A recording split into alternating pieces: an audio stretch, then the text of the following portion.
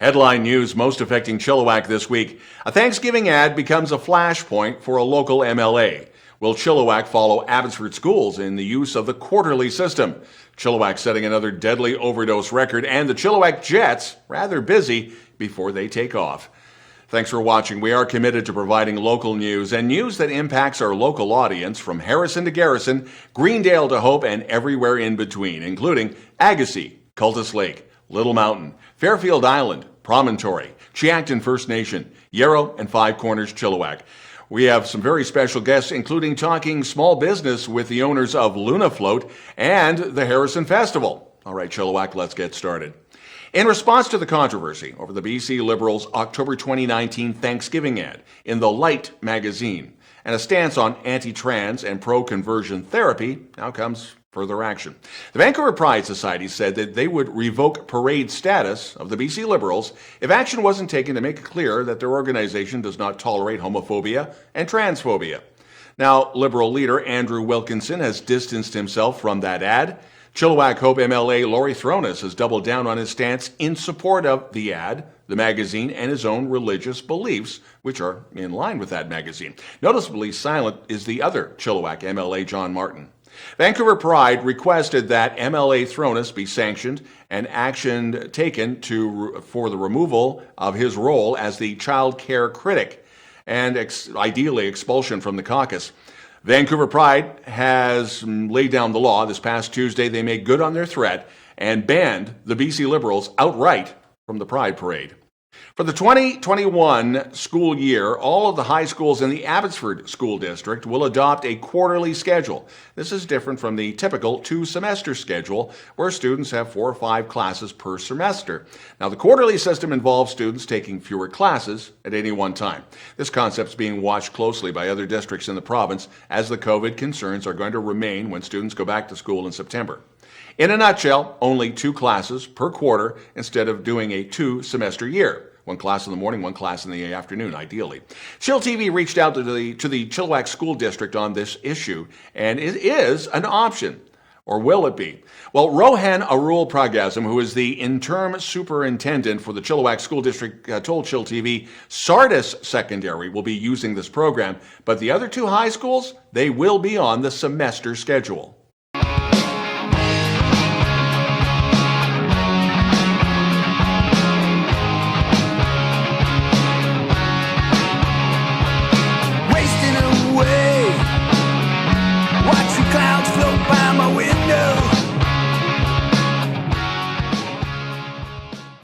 The BC Coroner Service publishing updated reports on illicit drug toxicity deaths and fentanyl-detected drug deaths for the first 6 months of 2020, with 175 deaths reported in June province-wide. Sadly, it was another record-breaking month. Abbotsford, Chilliwack, Hope, Maple Ridge, and Surrey all on pace to exceed 2019 numbers and to come close, if not break, the 2018 record numbers. By local health area, the rates of illicit drug toxicity deaths are the highest in Hope, Vancouver, Lillooet, Peace River North, and Grand Forks. This is from 2018 to 2020. And for the second straight month, BC reporting the highest monthly total for deaths due to illicit substances. Note that the BC Coroner does not publish alcohol-related deaths. The Chilliwack Economic Recovery Network has a COVID-related funding opportunity. CERN, as it's called, will reimburse up to $250, and that includes taxes, to small businesses of less than $750,000 in annual sales and less than 15 employees. This to support a measure taken by the business to ensure physical distancing, cleanliness, and to provide PPE to guests or staff. This is in alignment with the guidance and the guidelines, and the advice of the Provincial Health Officer and WorkSafe BC. Applications have to be received no later than 12 noon this coming Saturday. Canada currently has 13 paved pump tracks, and the City of Chilliwack is about to add to that list. At a recent council meeting, the city awarded the contract for a pump track facility at the landing to Velo Solutions Bike Parks Canada, and their planning is already underway. The pump track is a paved looping circuit designed for bikes and scooters and skateboarders. The rollers along the track allowed riders to build and carry their momentum rather than pedaling. With around 500 linear meters of track and a tunnel, This facility will put Chilliwack on the map, and it allows the city to host national and international events. And once completed, the proposed pump track will be the largest in North America. All dressed up and nowhere to go. At the start of the year, Decades Coffee Club was set to move into the new Algra Brothers development in downtown Chilliwack. They'd already let their Wellington Avenue lease expire. Well, that was up until COVID, and then the owners now have dropped their plans to make that move. They will sell their baked goods online, and they are now looking for a new home. COVID, of course, taking its toll on businesses everywhere. Nina Zetchus is the co-owner of the Luna Float Spa, a fairly new business opening 2 years ago and now dealing with the pandemic. And add to that, she and her hubby are expecting their first child. chillTV spoke with Nina earlier today. chillTV and interviewing Nina Zetchus, who has been around the scene in Chilliwack for quite some time as the owner of Luna Float, as well as being involved in the banking industry. Nina, with all the insanity of COVID, let's talk about being in small business. First off, Luna Float, has it been 2.5 years since you guys actually opened the doors? Yes, that's correct. October is going to be our big 3-year floativersary, as we call it. Yeah. And this is not, we were talking off the air about the history of things like spas doing floating. And a lot of people will think of, well, Altered States, that movie from 40 some odd years ago. You kind of bristle at that, do you not?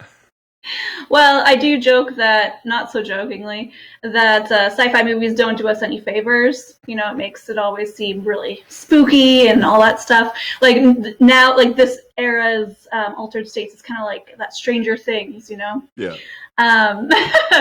But yeah. But it is a spa, and as a small business owner, how are you holding up through COVID? Because a lot of small business people, sole proprietors and such, this is beyond uncharted waters. This is outright insanity. How are you guys, you and your husband, holding up? Yeah, well, it's interesting. I mean, we ended up closing a couple days before we were told to officially in mid-March. And I think making that decision and then actually kind of being told some guidelines versus what I was doing prior to that, which was like checking the news feed every hour and just having no idea what was going on, that was really stressful. Once it's just like you're closed, yeah, it's not ideal, but at least it's one less thing to worry about. You're like, okay, like I can only control what I can control, and you adapt and you adjust. My husband's business, he co-owns Jim's Pizza in Sardis. Totally different. They didn't have to close. They did go a little bit, like they had a couple weeks of it being slowed down. They've had to change some stuff. But a good example of a business that actually probably did pretty well over while other businesses are closed, just because people still need to eat, and pizza's delicious. People still want pizza, yeah. Exactly. So is Luna Float back open now on a part-time basis, or where are we now? We're very fortunate too. Just like we kind of joke that like isolation, so like social distancing and being super clean was already our jam. So we were already doing a lot of things that limited interactions with other like guests and stuff like that. So we're back open as of June 1st.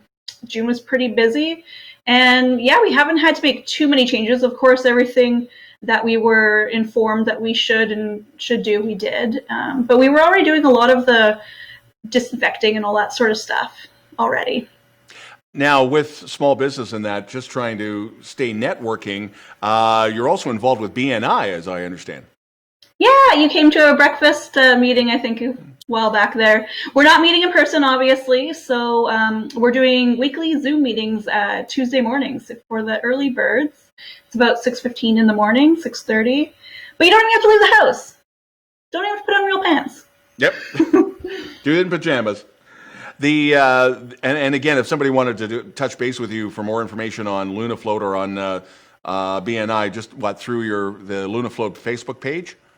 Yeah, if you'd like to reach out for either of those things, it's me, Nina, behind all of our social media on Luna Float, Facebook, Instagram, or they can email us, lunafloat@gmail.com. And then shifting just a little bit, you're involved with Stalo Business, and the AGM is tonight. And again, how is the Stalo community, especially small business in First Nations, how are they handling all this craziness? I think they're handling it pretty darn good. I could say that being the vice president of the Stalo Business Association currently, till tonight, our AGM will find out what is in store for me. I also sit on the Stalo Community Futures Lending Committee. So, my previous life as a banker, I haven't fully left that life. And what I found was interesting was, as an entrepreneur, falling through maybe some of the cracks that the government was offering as support. They adjusted it.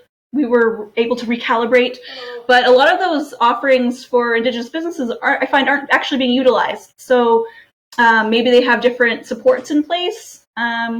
Maybe I'm being a little optimistic, but I feel like everyone's doing pretty good. We were, kind of panicking. How can we help? How can we support? Do you need more lending? Which, isn't always the answer. And yeah, people aren't needing too much support, I'm finding, on that front. Okay. And on top of all of that, you and your hubby are with all of COVID. You've got your first little one on the way. How are you dealing with pregnancy and all of this crap?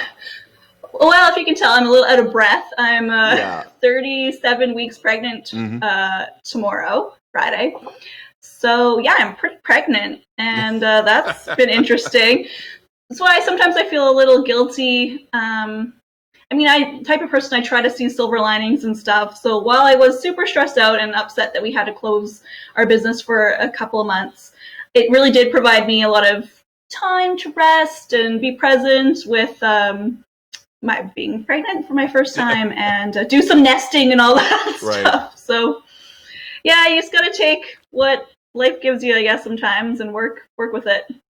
Okay, so if somebody wants to, again, reach out to you just to vent or get some ideas about small business and that, lunafloat@gmail.com? That's my direct email address. So that is for my eyes only. We also have a general, if you're just interested in floating. We also have neurospa chairs, which are really cool, and an infrared sauna. If you're looking for something just float related, you can contact our amazing float facilitators at info@lunafloat.ca. But yeah, I love connecting with people who are interested in wellness, self-care, or entrepreneurs who are looking for different opportunities like networking, or Indigenous entrepreneurs in particular. Nina Zetchus, again, a big thank you from everyone at chillTV, and we will be in touch, and let us know when the due date comes up. Well, only about 3 weeks left, so. All right. Thanks again, Nina. Thanks so much, Don. COVID is also wreaking havoc with the entertainment industry. Variety stated this week that major concert tours may not come back until 2022, which begs the question, what happens to something like the Harrison Festival? chillTV speaking with Executive and Artistic Director Andy Hillhouse. chillTV, and we are talking with probably one of the busiest guys with a definitely a difficult job, Andy Hillhouse, Executive and Artistic Director of the Harrison Festival.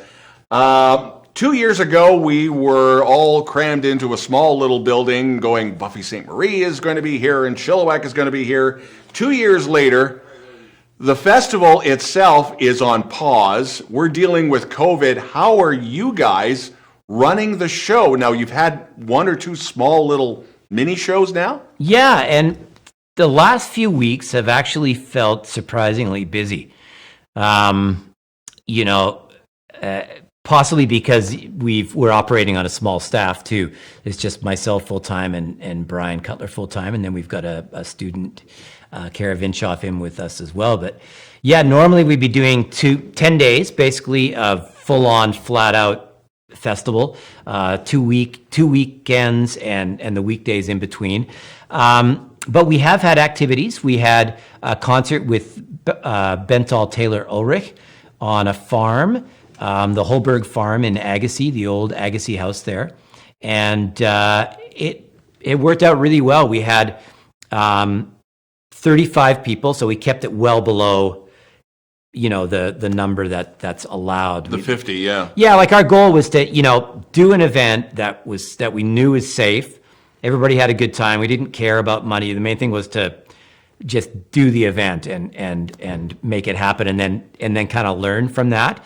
And it actually went beautifully well because everybody felt safe, comfortable. They had this intimate experience with the group. It was a lot of work for just a small crew setting up, because it was 3 shows in a day, 3 one-hour shows. Right. And they were, everybody, and they actually turned out to be almost an hour and a half show because these, Bentall Taylor Earlberg were super generous with their time and everything. So. I guess one thing we should clarify too, these were outdoor shows, so we're not expecting anything inside like we would normally see at the Harrison Hall. No, and in fact, the Harrison Hall is having no public events at all. It's just closed by the Village of Harrison. So, so we won't be doing anything inside. We did also have a workshop with Darren Charlie, because that's another aspect of what we do is we do, arts and not just performing arts, but visual arts and culture, and so Darren Charlie does a very popular stylus drum making workshop every year. And so we thought that'd be a great one to have this year. So Darren came and did that last Saturday. We got 12 people out, 2 people to a table, long tables, so they were separated, and it worked out well. So we're gonna do some more things. Okay. We're gonna have another concert in August and some more workshops.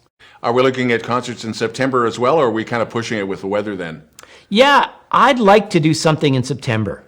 I would. We haven't firmed up anything, and that's the tricky question, is the weather. But I kind of feel like we could do an outdoor thing in the first 2 weeks of September. Now, having had a lot of experience with the Agassiz Fall Fair, which is canceled this year, I know that weekend often rains. Yeah. And it's like the second or third weekend. But so, we'll have tents and that kind of thing. But maybe like a matinee concert or something like that would be good. And then, it wouldn't get into the evening where it starts to get really cool. Yeah. Something like that could be possible. And then after that is a tricky question with so then we might be just moving more online until this thing's over, because it is hard to do anything. Sponsorships have got to be a tricky thing too. Have you had response from sponsorships for the BTU? Our sponsorships basically stopped, because normally we do a sort of a drive. It's with our regular sponsors. We tend to get the same businesses and organizations over, from year to year. And that just stopped because of the festival. Because for a couple of months, we're like every other festival, it was like, what are we going to do? Yeah. And so by the time we sort of figured out what we were going to do, there wasn't a lot of time to sort of do a sponsorship drive. So those kind of sponsorships aren't really happening. Our big grantors mostly came through this year. So that's kind of kept us afloat. Gaming, BC Gaming, BC Arts Council, and Canadian Heritage. Right. There's a little bit of cutting back in some areas, but on the other hand, there's some emergency funding in some other areas. So, and I'm kind of speaking for a lot of festivals that are in the same boat. It seems like this year there's, we're enough to get through, and then it's like, what's going to happen next year is the question. Yeah. And how long this thing goes on, right? Right. So, well, the upside is that the bills are getting paid, and if anybody wants more information, get a hold of you through the Harrison Festival website. Absolutely, harrisonfestival.com, and we will be announcing more events, as they come out. One thing too is we've got groups of 3 videos where 3 performers each week are releasing 2 songs each. So there's 3 performers on each video with doing 2 songs. We'll be doing that over the next few weeks as pre-recorded kind of stuff too. So that's another online offering we're doing. And if someone wants to donate, there's going to be a donate button on that. That's what I wanted to know. Andy Hillhouse, Executive and Artistic Director of the Harrison Festival, thank you for taking some time in this bizarre time of ours, and looking forward to the next show whenever that happens. Yes, thanks for having me. Thanks, Eddie. All right.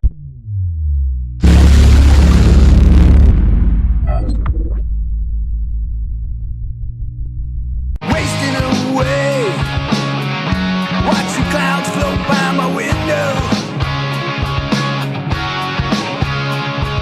I wait for the day, but it never seems to come.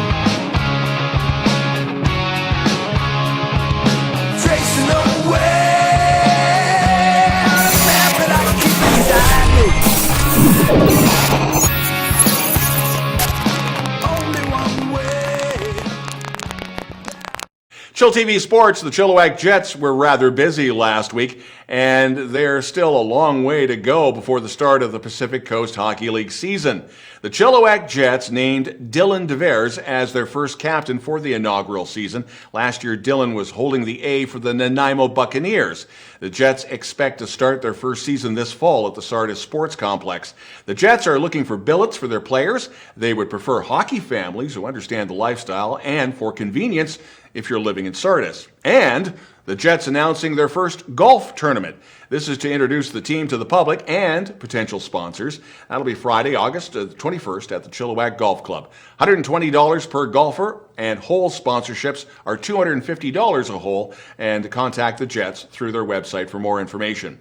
The Fraser Valley Healthcare Foundation is inviting guests to join them September the 10th for their golf tournament, the 5th annual Golfing for Hospitals, and that'll be at the Sandpiper Golf Course. It is set to be a rather wonderful day of fun that raises funds for the Abbotsford Regional Hospital, Chilliwack General Hospital, Mission Memorial, and Fraser Canyon Hospital. Tickets can be found on the Fraser Valley Healthcare Foundation website. chillTV weather, July heat continues, perfect for tending to the garden, working on the tan, trying to fight off the mosquitoes. Highs in the upper 20s, flirting with 30. If you'd like to participate in reporting news in Chilliwack and you have a story you think we should know about, send us a note to news@chilltv.ca. We'd love to hear from you. That's the news this week. I'm Don Lehn.